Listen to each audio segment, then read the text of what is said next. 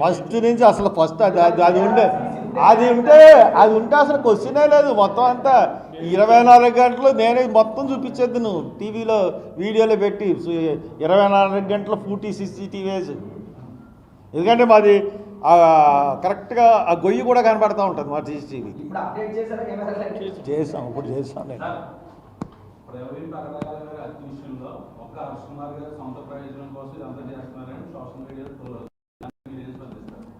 అటువంటి పెద్ద పట్టించుకోనండి.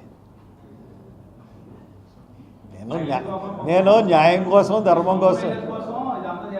అవును, మరి సొంత మీజం కోసం ప్రాణం న్యాయం ధర్మం అని ఉంటాయండి మనిషికి.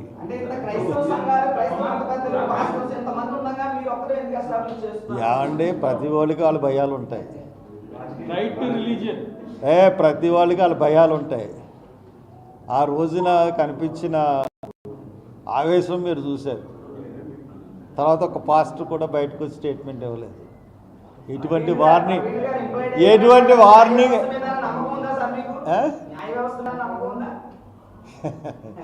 ఎన్ని కోట్లు దొరికినాయండి ఢిల్లీలో?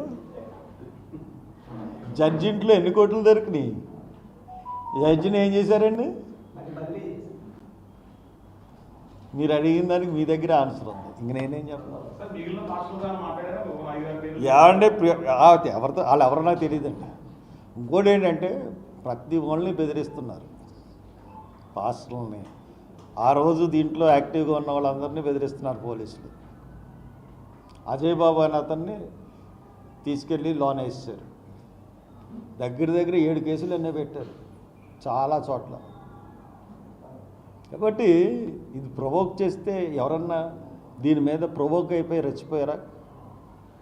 ఓన్లీ ఫేస్బుక్లో పోస్టులే కానీ ఇంకేమున్నాయి దీంట్లో?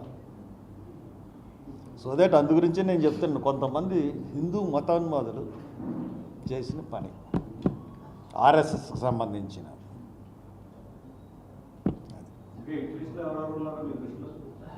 ఏమో ఎవరు ఉండొచ్చు, మనకెలా తెలుస్తుందో? వాళ్ళ ఇష్టంలో నేను ఉన్నానో లేదో. ఇప్పుడు నుంచేటండి, ఫస్ట్ చంద్రబాబు నాయుడు పదవిని ఎక్కినప్పటి నుంచి నా ఫోన్ అలాగే ఉంటుంది. 41 సార్లు అరెస్ట్ చేశాడు sir Chandrababu Naidu. House arrest. Chandrababu Naidu Rajahmundry వస్తే హౌస్ అరెస్టే కదా. మీకు తెలియదు.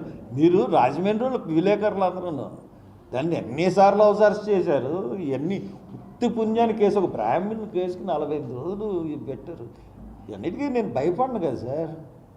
నేను ఎప్పుడు జస్టిస్ వైపే కదా నా ప్రయాణం. నేను ఎందుకు భయపడతాను?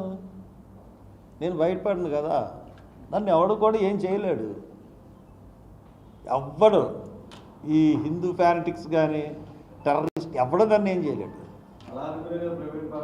ప్రవీణ్ పగడాల కాదు అందు గురించి ఎవడ ఏం చేయలేడు అంటున్నా.